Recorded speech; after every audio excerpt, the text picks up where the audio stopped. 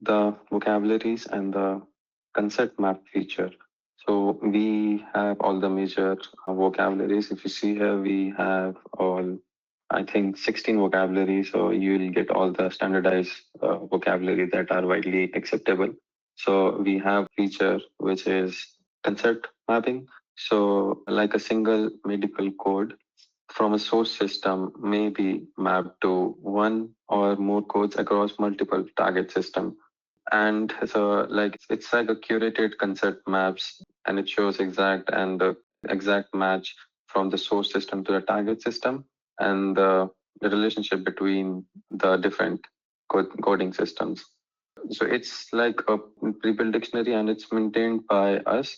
So it's just not like guesses. They are all rule based. So if you provide a source code for ICD-10 like E11, and then you can select which target system you need.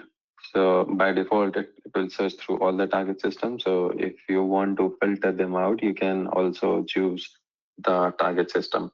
So particularly, these mappings are vital when you are consolidating records from different healthcare systems or migrating the EHRs.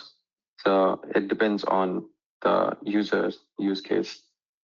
And we have a UI that lets you see how the concept translates across vocabularies in real time.